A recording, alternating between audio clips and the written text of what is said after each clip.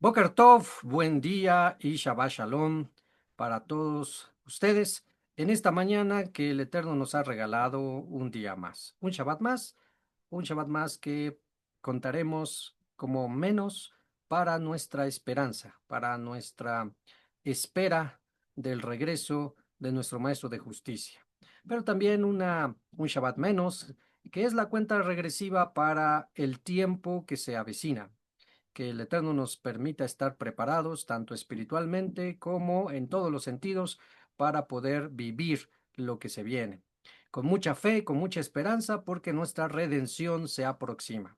Bien, estamos en nuestro estudio diario en este Shabbat, mañana de Shabbat, en la lectura anual de la Torá, y hoy nos corresponde la parashá titulada Ki Tetse, que se puede traducir como cuando salieres o cuando salgas.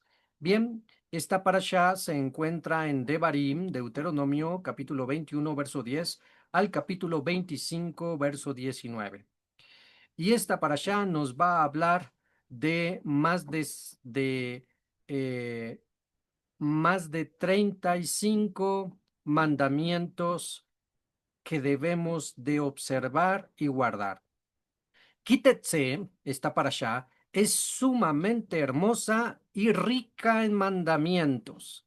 Hay algunas parashot que tienen un contexto cultural y contexto histórico, narraciones y mandamientos, pero en este caso la mayoría de la narración de Kitetse son mandamientos. Mandamientos que se aplicaban en el contexto de ese momento y durante varios siglos estuvieron observando de tal manera, pero sabemos que del tiempo de Moshe, del tiempo de Yehoshua, del tiempo de los reyes de Israel hasta nuestros días, han pasado muchos, pero muchos siglos. Y no solo eso, sino que también estamos en un contexto geográfico y cultural diferente al del pueblo hebreo de ese entonces. Así que, ¿cómo podríamos aplicar los mandamientos que vamos a encontrar aquí a nuestra actualidad? Si ciertamente nos queda claro que la palabra del Eterno es eterna y eso implica que se aplica a todas las generaciones, entonces, ¿cómo podríamos observar estos mandamientos que fueron escritos para un contexto de hace siglos? Bueno, pues la solución la vamos a ver en el camino, pero absolutamente la Torá sigue vigente. Bien, vamos a ver entonces, prepárense para aprender muchos mandamientos el día de hoy. Vamos a declarar una bendición para que nuestro Padre Celestial, delante de Él que estamos, nos presentamos en esta mañana, nos dé esa brajá, esa riqueza de Jokmá, esa bendición en sabiduría, para que podamos aprender, comprender y aplicar, vivir y retener su palabra. Baruch atah Adonai Eloheinu melech haolam, asher natan lanu et torato Torah demet.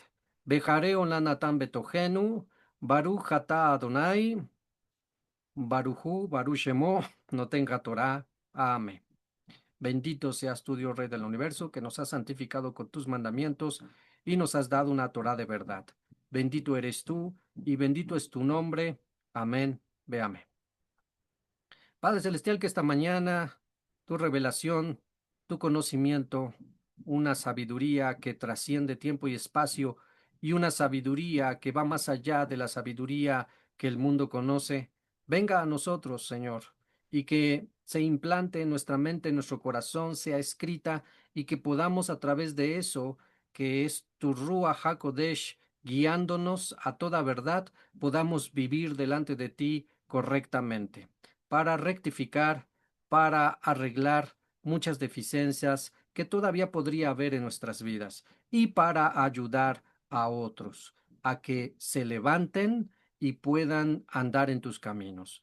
Te lo pedimos, Padre, en esta mañana. Bendice a tu pueblo Israel, bendice a todo tu pueblo que está entre las naciones, que tu Mashiach brille en sus corazones. Es nuestro deseo, así como lo ha hecho en los nuestros. En el Sehut de nuestro Adón Yeshua de Nazaret. Amén. Ve amén. Amén.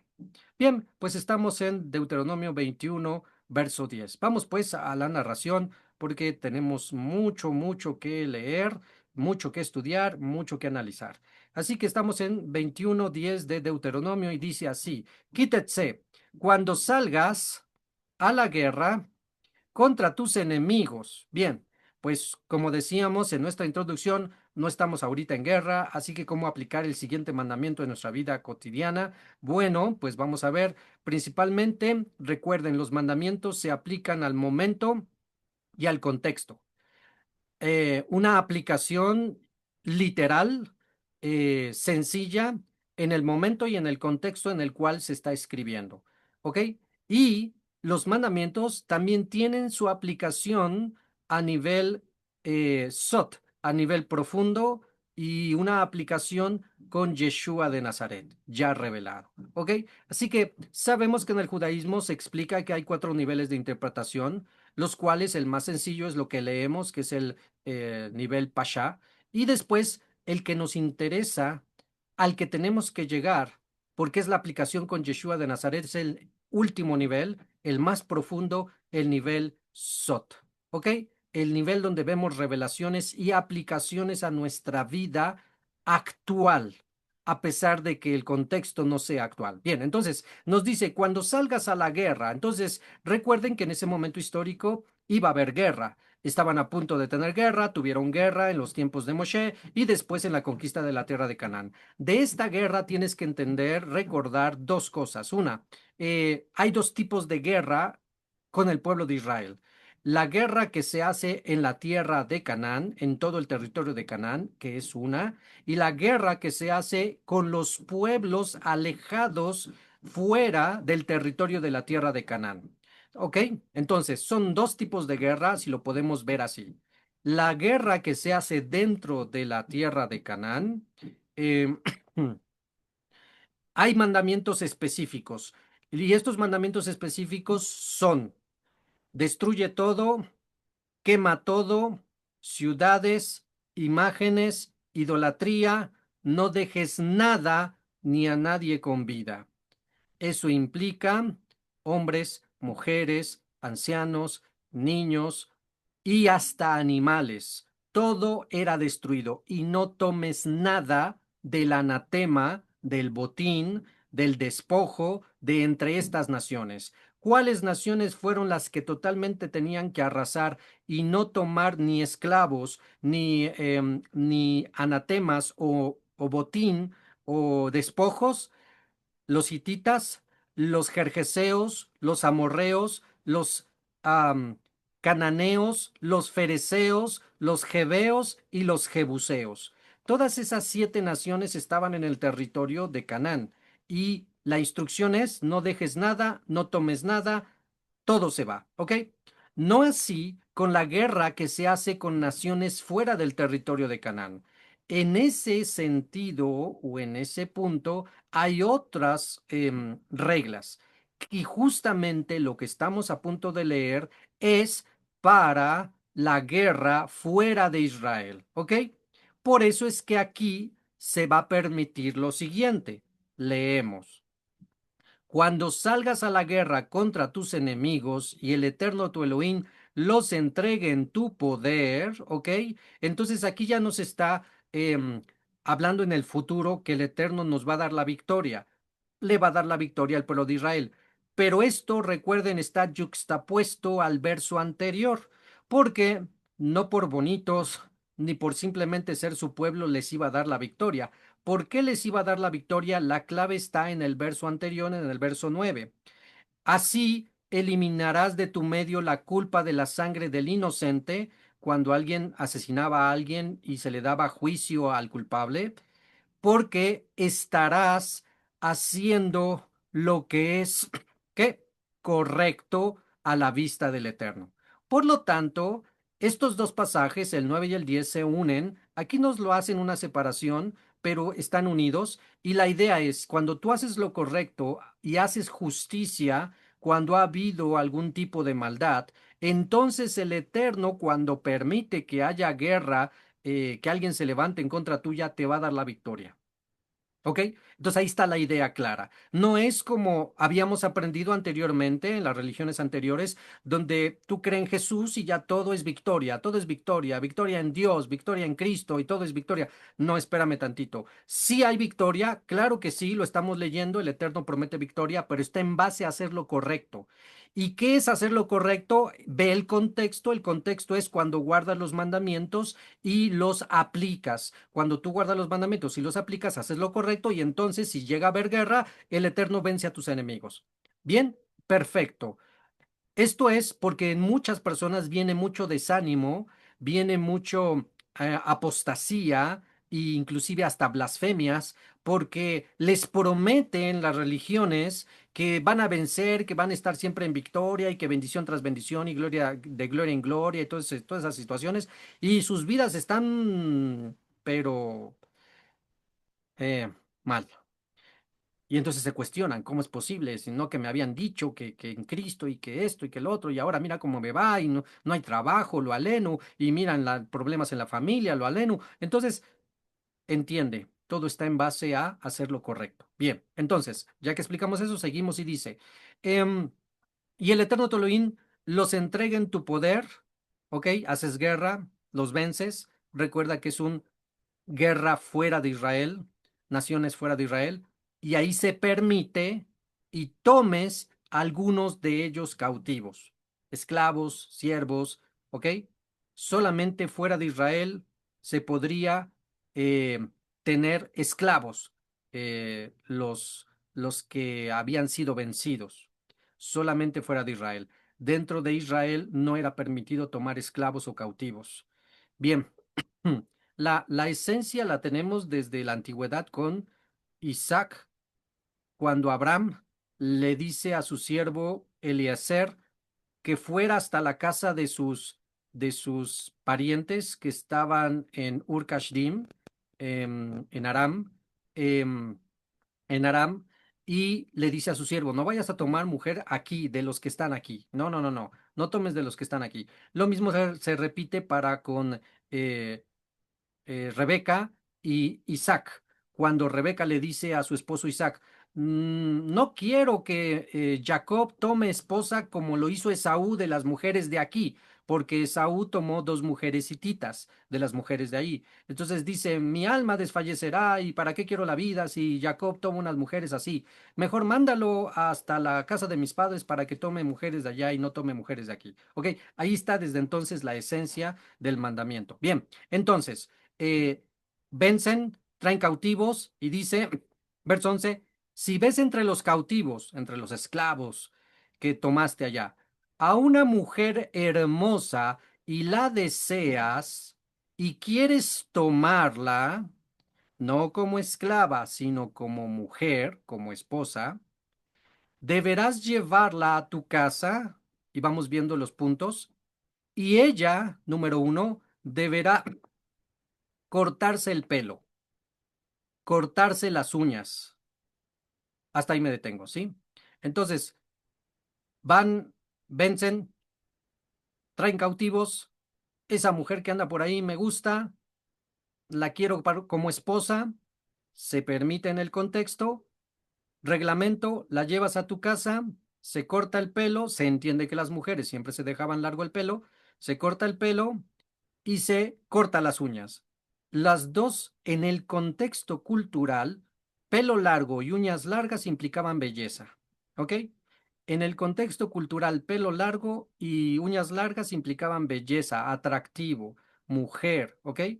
eh, Córtale el pelo y córtale las uñas, ya no se veía tan atractiva, ya no la veías tan bonita, entonces no la deseabas como tal.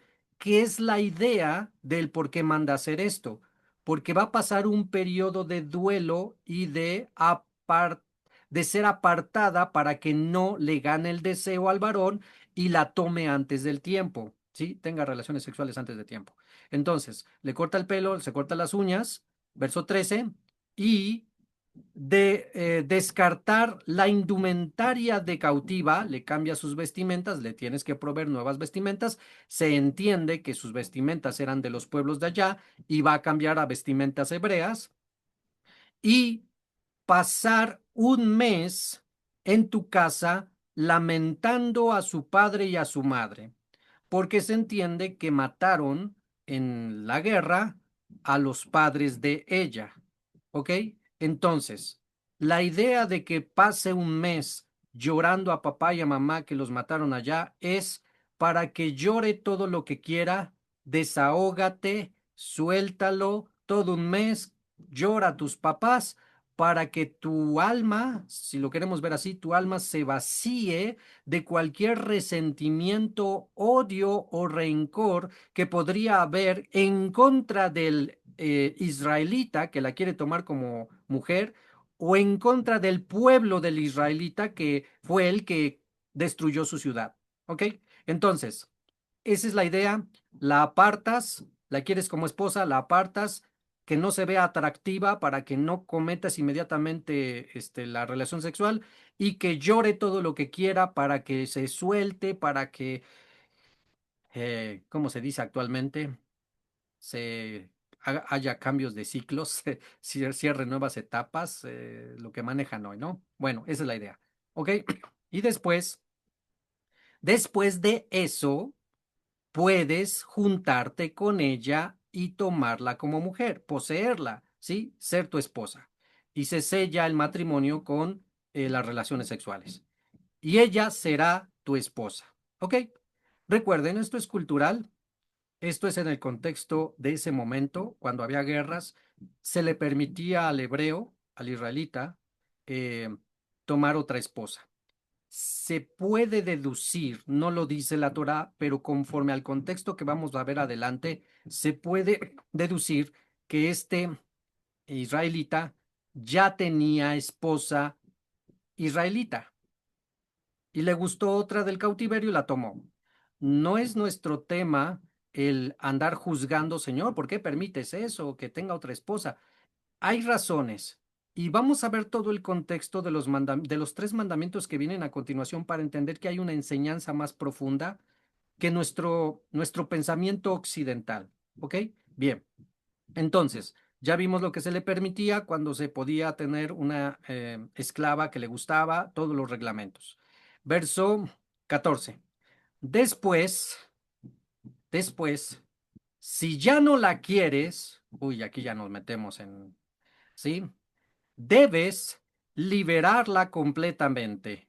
No debes venderla por dinero como si regresara a ser una esclava. Ah, ya no me gustaste, esclava, así que te vendo. Bueno, vamos a explicar eso porque sí pareciese muy... No, hombre, que no nos escuchen los feministas porque, uff. Ok, vamos a explicarlo. Em, si ya no la quieres, debes liberarla completamente, no debes venderla por dinero, ya que hiciste tu voluntad con ella, no debes esclavizarla, ¿sí?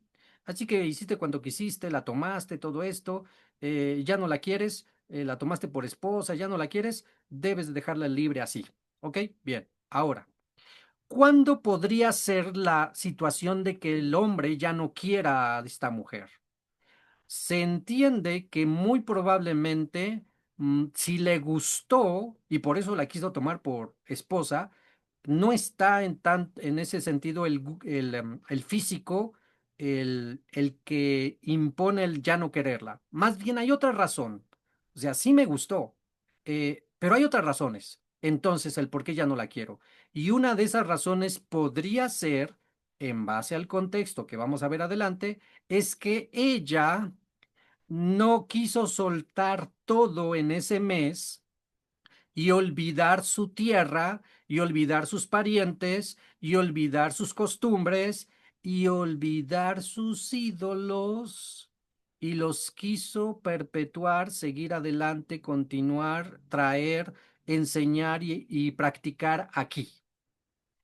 No, aquí no puedes traer tus costumbres ni tus ídolos, eso no lo puedes traer aquí. Entonces, se podría entender que una de las razones por las cuales ya no la quiere es porque no se quiso asimilar al pueblo de Israel, no quiso adoptar al Dios de Israel, no quiso hacer su conversión al monoteísmo y a la comida kashrut y a la cultura y a los mandamientos. Ah, ¿no quieres? Perfecto, nos divorciamos, ¿sí? Entonces, esa sería una razón absolutamente clara y válida de que no quiso seguir los mandamientos, ni la vida, ni el estilo de comida del pueblo hebreo. ¿Cómo podríamos estar un poco seguros de eso por el siguiente mandamiento? Verso 15. Em, si un hombre tiene dos esposas, ¿ok? Y aquí ya entra el contexto anterior. Entonces podríamos deducir que ese hombre que tuvo la esclava ya tenía una mujer israelita. Ah, y llega a tener dos esposas. ¿Y qué dice aquí? Si un hombre tiene dos esposas, una amada y la otra no amada, ¿ok? Se puede entender que la israelita es la amada, la no amada sería por gusto simplemente, no la ama, simplemente me gustó y la quise tener, ¿ok? Se va entendiendo el contexto. Hay dos esposas, una amada, no amada. Y tanto la amada como la no amada le han dado hijos, pero el primogénito, el Bekor, palabra hebrea para primogénito Bekor, el primogénito es hijo de la no amada. Cuando les reparta su propiedad a sus hijos, les herede, no debe tratar como primogénito al hijo de la amada, ignorando al hijo de la no amada, que es el primogénito. Al contrario, debe reconocer como primogénito al hijo de la no amada y darle una doble porción de todo lo que posea, porque él, el hijo de la no amada, es el primer fruto de su vigor o el principio de su vigor. ¿Sí?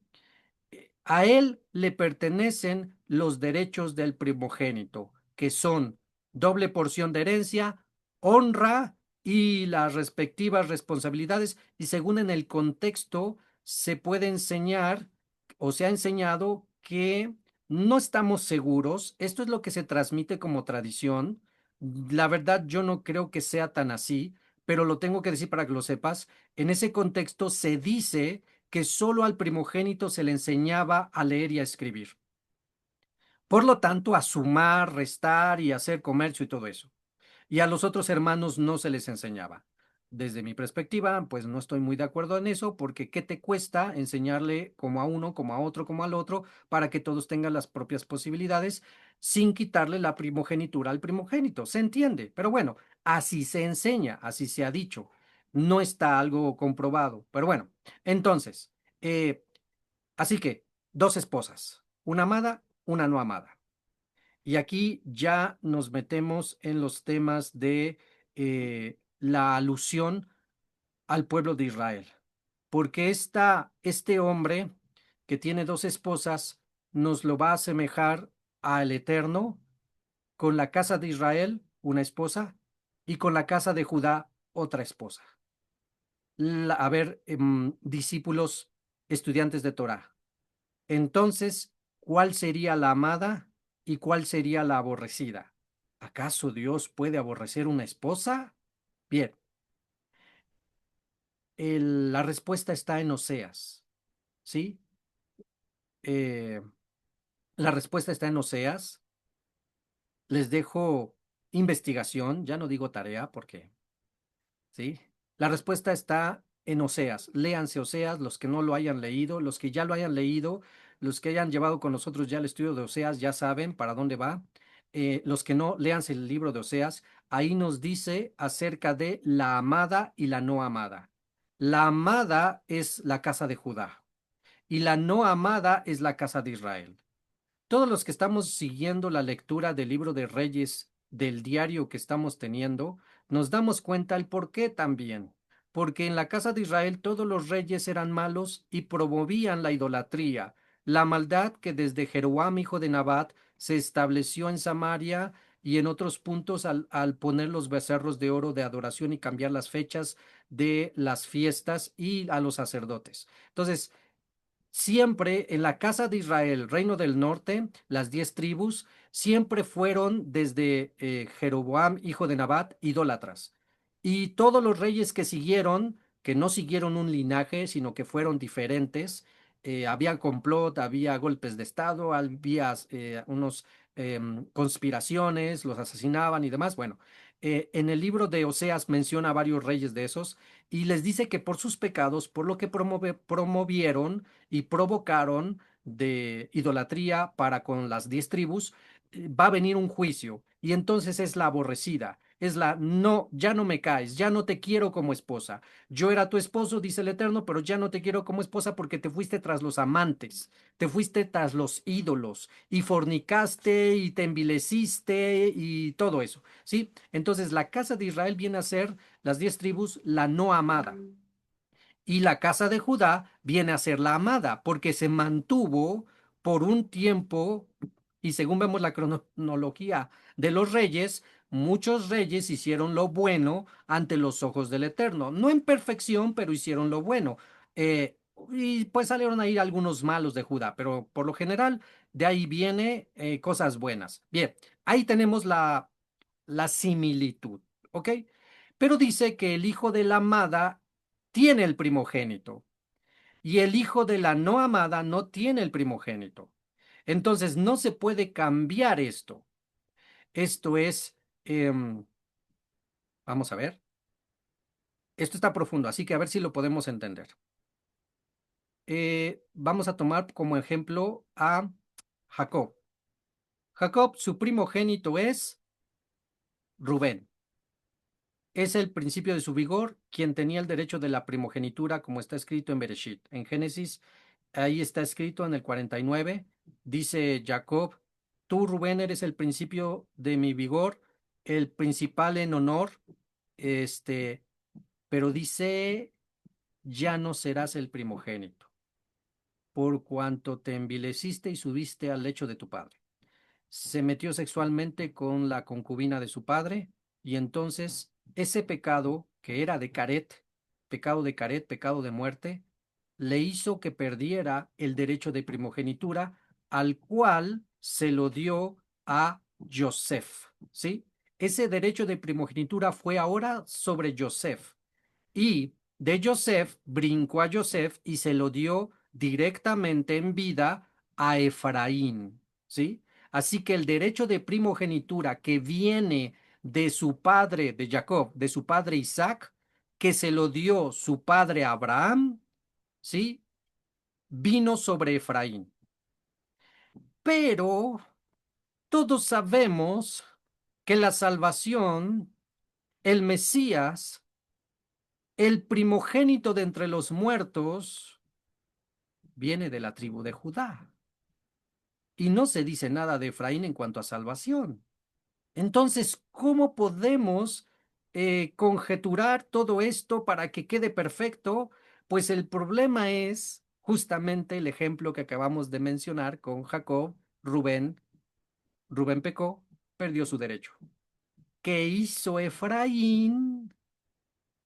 Pecó, se fue tras los amantes, se fue tras la idolatría. Y acuérdate que la idolatría es pecado de caret. Así que perdió la primogenitura y vino sobre aquel que sí fue el hijo obediente y amado.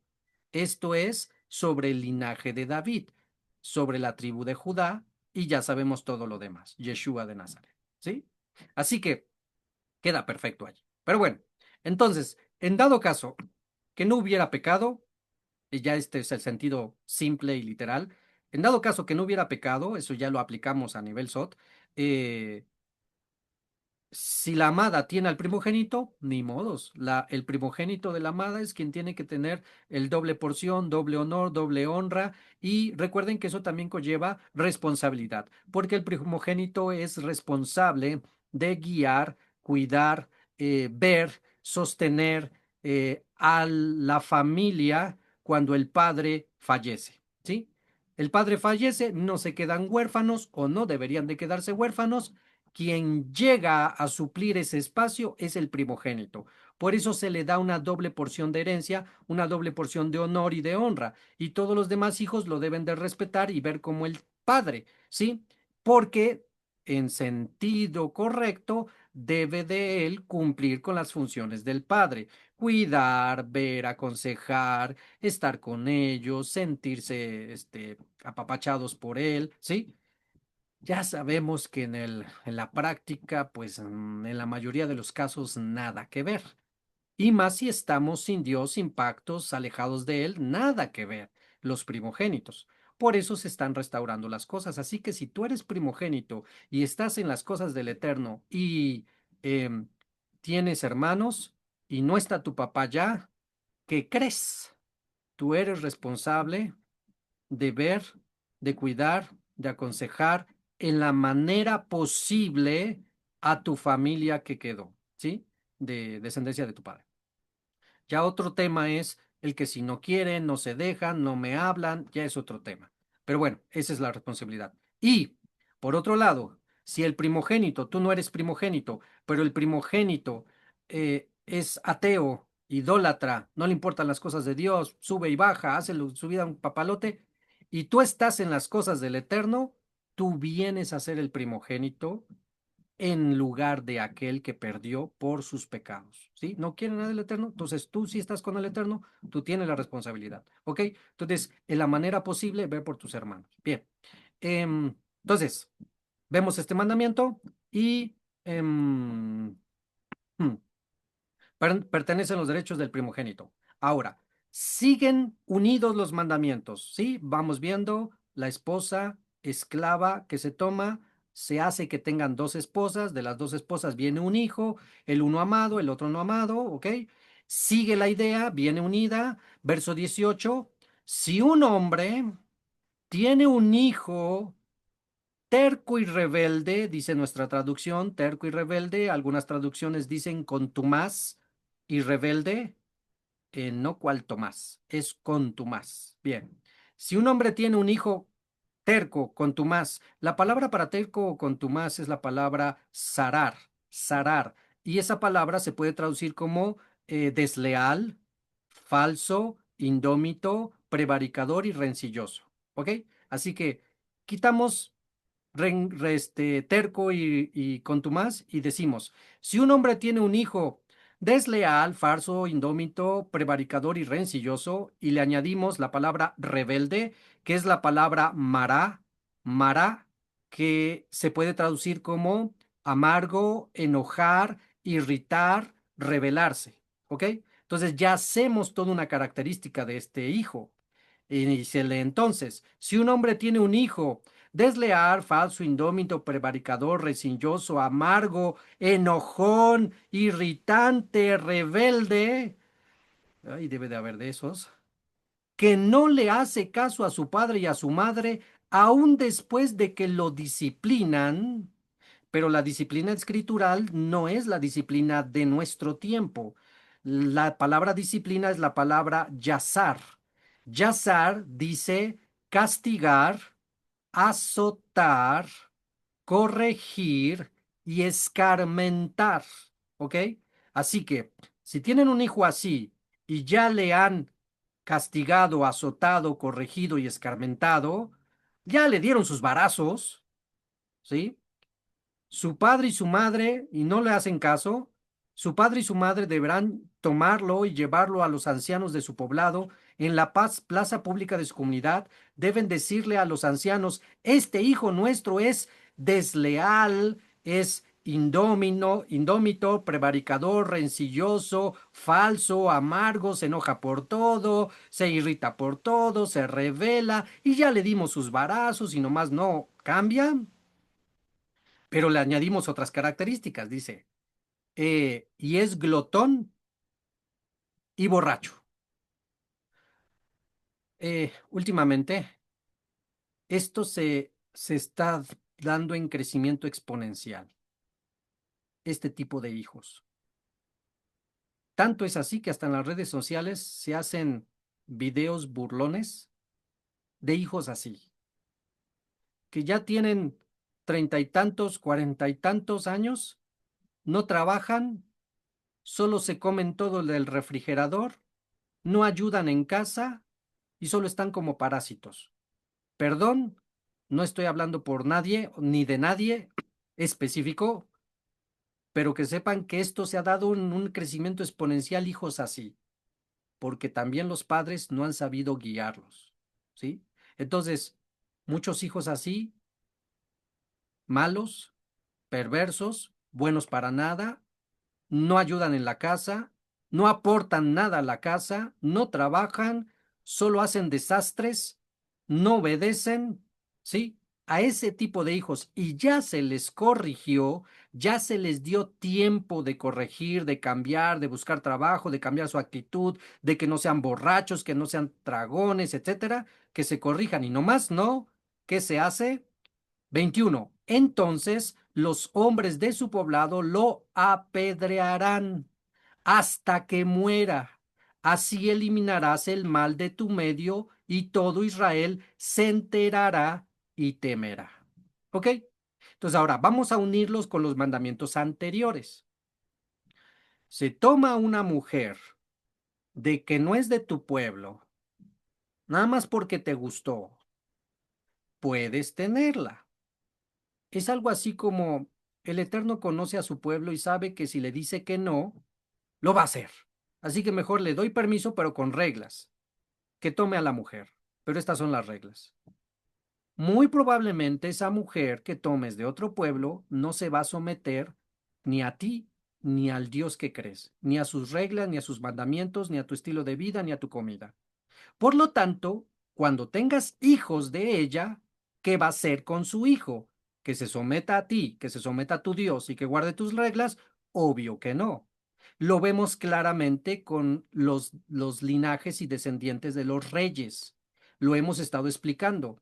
Cuando un rey era malo, y dice al principio, e hizo lo malo ante los ojos del Eterno, en los versos anteriores dice el nombre de la madre y a veces el lugar de procedencia. Y cuando no es un nombre hebreo ni procedencia de algún poblado hebreo, muy seguramente hizo lo malo, porque la madre influyó para que no cumpliera los mandamientos y se volviera a los dioses falsos e hiciera lo malo. Eso está bien claro en los reyes, en la cronología de los reyes. Así que se puede entender que eso pasó aquí, con el primogénito del varón. No quiso someterse y entonces este hijo siguió lo malo, no se volvió al Dios de Israel, no guardó sus mandamientos, hizo toda una vida, un desastre de su vida y si no obedece al padre que ve, mucho menos va a obedecer al padre que no ve. Entonces se volvió un hijo contumaz y rebelde, borracho y glotón. Y como ya no tiene remedio, se va ante los jueces que dan testimonio de esto. ¿Y qué sucede? Afuera y careta. ¿Sí? Entonces, vamos viendo cómo estos mandamientos, cuando los analizas así y llegas a tener guerra y ves a una mujer extranjera que te gusta, la piensas, porque ya tienes toda la película de lo que puede pasar. Es probable que se asimile, ame a tu Dios, pero si estás venciendo a su pueblo y mataste a sus padres y todo eso, ¿cómo va a quedar en su corazón? Entonces es muy probable que no, así que mejor, ¿sabes qué? Quédate con tu esposa israelita. No os unáis en yugo desigual. Bueno, pero se dio y se daba. Tanto es así que los reyes de Israel tomaban esposas de los pueblos ajenos y ahí está el resultado. Tanto es así que ahí está Shlomo, ahí está Salomón, que tomó mujeres de todos los pueblos alrededor. ¿Y qué pasó? Idolatría, y eso fue el principio de la perdición de Israel. Ahí está el ejemplo. Bueno, entonces, por otro lado, este hijo contumaz y rebelde, desleal, borracho y glotón, lo podríamos resumir como un hijo que no sirve para nada. ¿Cierto o no? Un hijo que no da frutos. ¿Cierto o no? Un hijo que no está trayendo ningún beneficio. ¿A qué?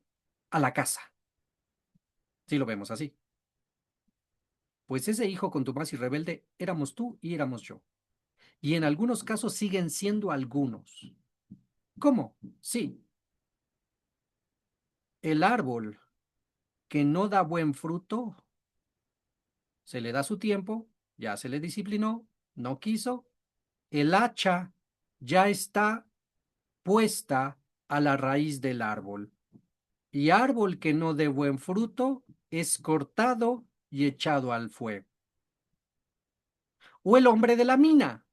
¿Se acuerdan la parábola, la mashal de nuestro maestro de las minas? Un hombre le dio 5 minas, 4 minas, 3 minas, una mina. Vámonos con el de una mina, que es el que nos interesa ahorita por el contexto.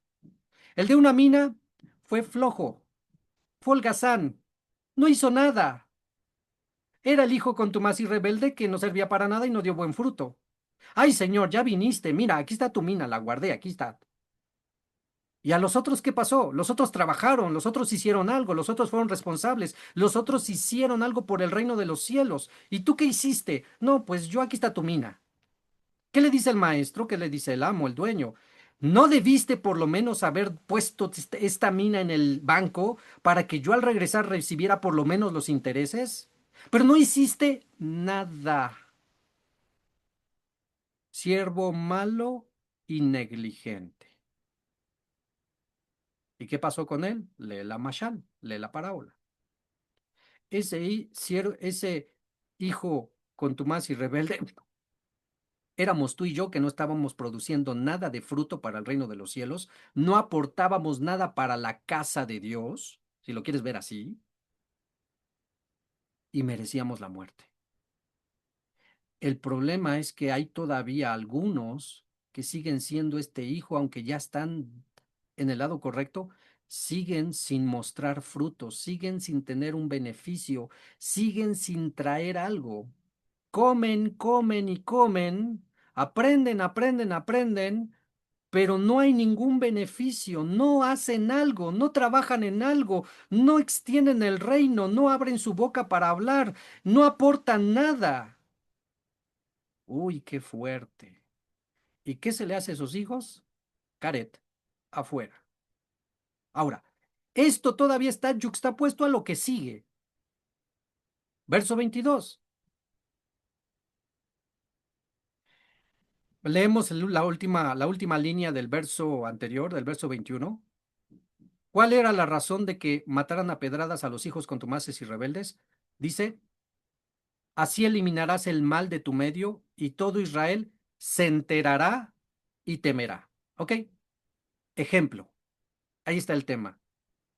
esta, este juicio de Caret contra el hijo contumaz que no sirve para nada y solo trae vergüenza e ignominia a los padres, debe de servir de ejemplo.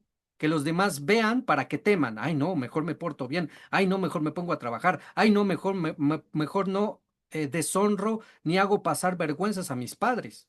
Porque esto me puede pasar. Un ejemplo, ¿sí? Ahora, está yuxtapuesto a este verso 22 de este siguiente mandamiento. Si un hombre, seguimos con el mismo hombre, es culpable de un delito capital, ahí está el hijo contumaz, culpable de delito, capitales de muerte, y se le da muerte y lo impalas en un madero, ¿sí? Lo talá, palabra hebrea para impalar, talá, lo cuelgas, es la palabra más correcta, lo cuelgas en un etz, madero, etz, y madero etz se puede traducir como árbol, palo o madero, ¿sí? Entonces no necesariamente es la cruz que conocemos, no. Puede ser simplemente un palo, puede ser un árbol, ¿sí? La cosa es colgarlo en algo de madera, colgar, bien. Mereció morir y lo cuelgas en un madero. 23. No debes dejar que su cadáver quede en el madero toda la noche, sino que debes enterrarlo el mismo día, porque un cuerpo talá, colgado, empalado es una afrenta para Elohim. Esa expresión de es una afrenta para Elohim, otras traducciones dicen, porque maldito por Dios es el colgado en el madero o el maldecido por Dios, el colgado por el madero. Algo otras traducciones dicen, porque es aborrecible para Dios el que es colgado en un madero. La idea en esencia es Dios rechaza, Dios aborrece, Dios no le gusta al que colgaron en el madero. ¿Sí? ¿Por qué lo colgaron en el madero? Pues por pecado de Caret, que cometió uno de esos, según el contexto, hijo contumaz y rebelde, pecador, malvado, perverso, hizo todo lo malo, no dio frutos para el reino, ¿sí? Vivió su vida, la living loca, ¿ok? Ahí está, empalado. Por lo tanto, ¿Qué es lo que siente el Eterno para con ese tipo de personas? Aborrece. Pero el tema también es colgado, exhibido. Es exhibido, ¿sí? ¿Por qué sería exhibido? Para que los demás vean y teman. Entonces ahí está la conexión con el hijo anterior, con el mandamiento anterior del hijo contumaz. Hay exhibición, vean, este hijo murió por contumaz y rebelde, y lo empalaban. ¿Ok? Bien, ese es un primer contexto, una primera interpretación. Una siguiente es lo que dice Shaul de Tarso a Gálatas, a los de Galacia, cuando lo aplica este mandamiento a nuestro maestro de justicia. Yeshua no era un hijo contumaz y rebelde. Al contrario, era el hijo amado del Eterno, en el cual tenía su complacencia. Y con todo, Yeshua quiso someterse al empalamiento, al ser colgado en el madero, como si hubiera sido el hijo contumaz y rebelde tú y yo. Y entendemos el tema de la sustitución, del sustituto. Y Yeshua entonces, dice Shaul de Tarso en Gálatas, se hizo maldición, se hizo aborrecible al Eterno al cargar nuestra culpa por nosotros. Mashiach se hizo maldición al ser colgado en un madero. ¿Ok? Y ahí tenemos otra aplicación. Que aunque no la debía, él era obediente hasta la muerte, fue sustituto de ti y de mí, que sí merecíamos, como hijos rebeldes, el ser colgados para exhibición.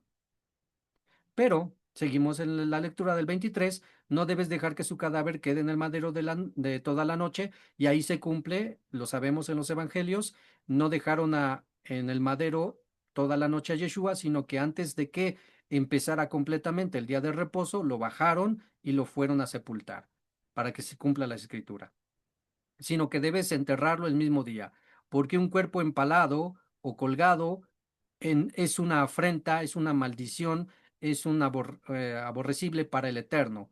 No debes contaminar la tierra que el Eterno tu Elohim te está dando para que la poseas. ¿Ok? Entonces, hasta aquí pareciese que todos estos mandamientos eran sin conexión y uno diferente al otro, y realmente todos están conectados y todos se pueden aplicar en el momento cultural de hace siglos como en el momento de hoy. Y aplicables en un sentido literario, en un sentido ético, espiritual para nosotros, donde realmente podemos ver cómo la historia del pueblo de Israel está en estos mandamientos. Y le añadimos uno más, el verso, el capítulo 22, y con este terminamos en esta sección. Capítulo 22, verso 1.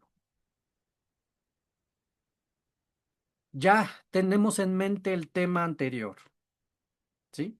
Alguien que debía de morir por haber hecho algo incorrecto, porque fue tomado incorrectamente, no se sometió a los mandamientos, hijo contumaz y rebelde, mereció morir, como dice la ley, y fue exhibido. Pero alguien pagó por ese alguien, el sustituto, Yeshua de Nazaret. Hasta ahí vamos. Y viene este verso.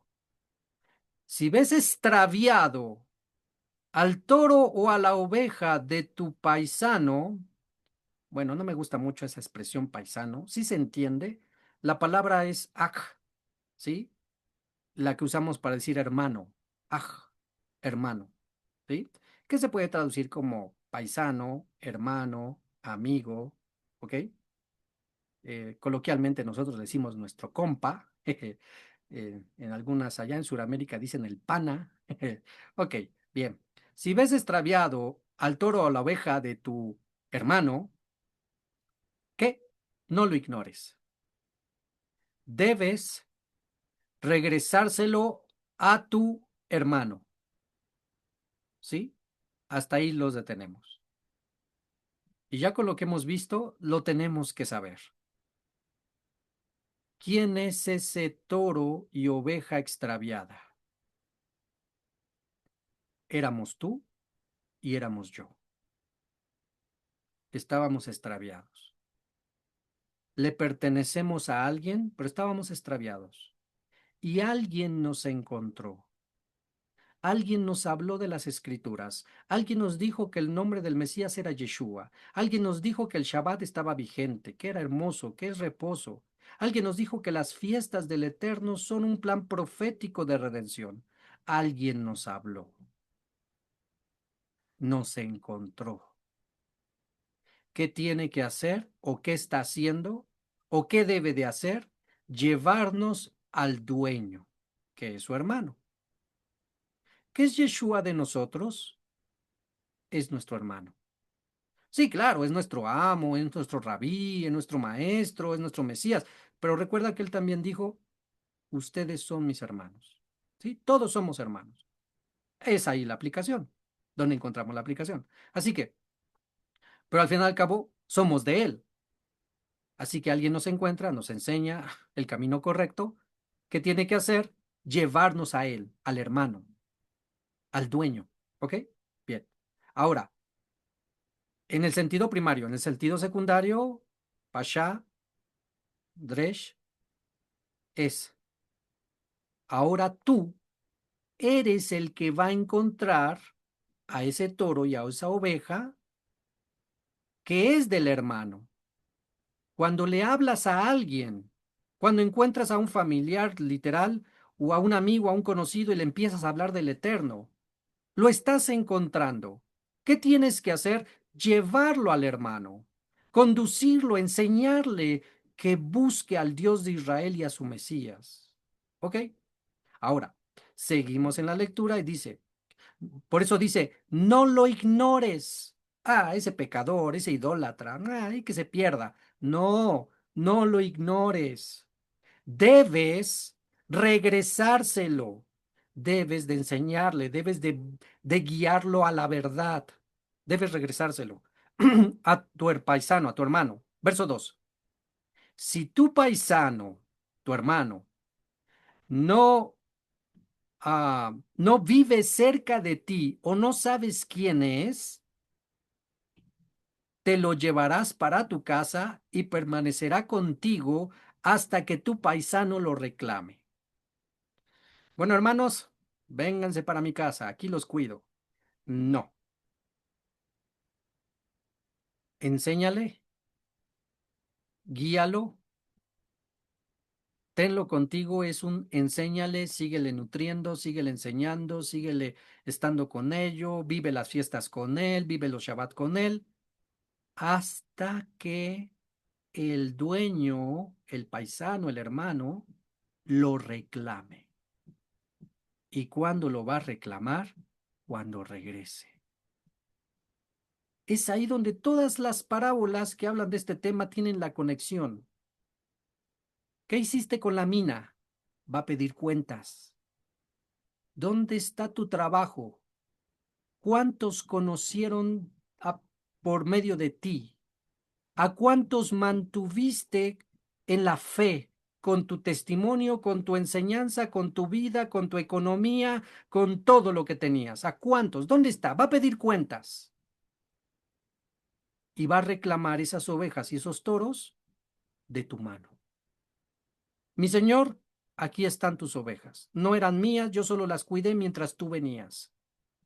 Este tema está porque hay muchos pastores, hay muchos rabinos, hay muchos morés, hay muchos shaliach, hay muchos rosh, que piensan que los hermanos, las ovejas son suyas. Y viene todo ese envidia perversa de no, son mis ovejas y el celo por las ovejas y no te robes a mis ovejas, etcétera, etcétera. ¿Qué te pasa? Las ovejas no son nuestras, solo somos asalariados, dice la escritura. No son nuestras, son del Eterno. Y en su caso, de su representante, el Mesías, el pastor de las ovejas. Así que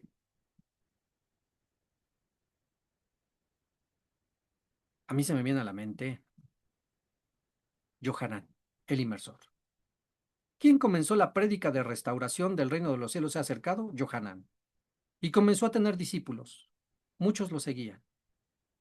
Cuando aparece Yeshua, varios de los discípulos que seguían a Johanán se fueron con Yeshua. ¿Se imaginan que Johanan hubiera tenido la misma mentalidad que muchos hoy tienen?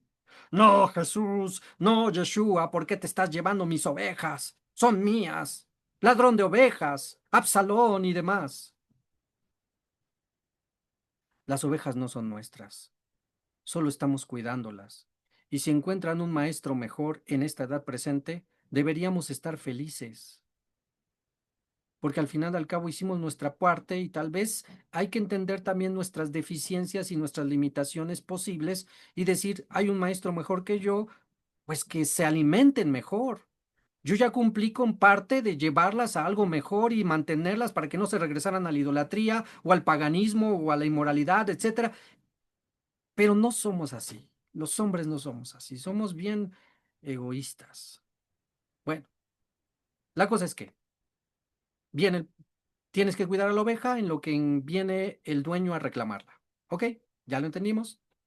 Literal, si encuentras algo perdido, una billetera, una cartera, lo mismo, una bolsa, una credencial, una placa, un hijo, se van perdiendo los hijos. ¿De quién es este hijo? Ay, mi mamá, mi mamá. Espérame ahorita, quédate conmigo y ahorita que te busque tu mamá. Sí, esa es la idea. No, no, no, vete por allá, yo, una responsabilidad. No, no, no, vete por ahí, que te lleva el policía.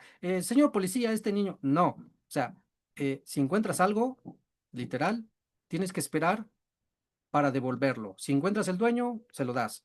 Si no encuentras, muchas veces pasa, ahí va el perrito corriendo, todo desorientado, se trae correa, se nota que no es de calle, alguien se salió, lo perdió, lo agarro, lo tomo. ¿De quién es? ¿De quién es? No parece nadie, me lo llevo a mi casa, pongo algunas fotos en los postes, tengo a tal perrito, el dueño que venga.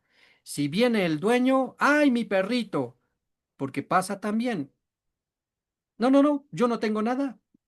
No, no, no, yo me lo encontré, ya es mío. No, eso es pecado, eso es transgresión, ¿sí? Entonces, viene el dueño, hay que entregarlo. Esa es la interpretación literal, la pashá. Lo que encuentres, devuélvelo, no es tuyo. No encuentras inmediatamente al dueño, esperas a que aparezca, ¿ok? Y lo tienes ahí. Y en una aplicación más profunda, nosotros tenemos que cuidar de las ovejas, de las cosas que no son nuestras, en este caso de la grey del Eterno, hasta que el dueño venga y lo reclame. Seguimos y dice, verso 3. Debes hacer lo mismo con, qué perfecto, qué hermoso y qué alegórico dice aquí, debes hacer lo mismo con su asno, porque recuerden que Israel es comparado con un asno salvaje. Así que cuando encuentras a la casa de Israel, a una oveja perdida de casa de Israel, en este caso un asno perdido, harás lo mismo, ¿sí? Eh, y dice, harás lo mismo con su vestido, y así también harás con cualquier cosa que pierda tu paisano, que tú la encuentres, no debes permanecer indiferente. Si ves caído en el camino al asno o al toro de tu paisano, de tu hermano, no lo ignores, debes ayudar a levantarlo, ¿sí? Si tú ves a alguien literal con ayuda, que el coche se le descompuso, que se le ponchó la llanta, que se le cayó esto, alguna situación en su casa, ayúdalo, ¿sí? Es tu responsabilidad.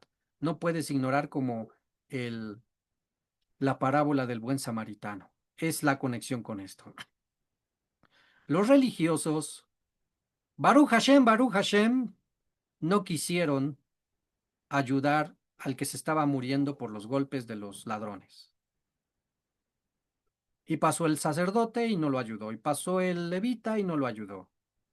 Pero pasó un samaritano, una mezcla entre conocimiento judío y conocimiento pagano, y sí le ayudó. Esa es una realidad. Y está tremendo y profundo. Porque, y con eso terminamos, porque el judío, legalista, ortodoxo, religioso, no está cumpliendo con su misión en el mundo. Su misión era mostrar la Torá y los caminos del Eterno a las naciones, y no lo están haciendo. Ven al gentil y lo aborrecen, y le dicen, tú no, para ti no es la Torá, para ti no es el Shabbat, para ti no es esto, eso es solo para nosotros. No quisieron ayudar al que se estaba muriendo.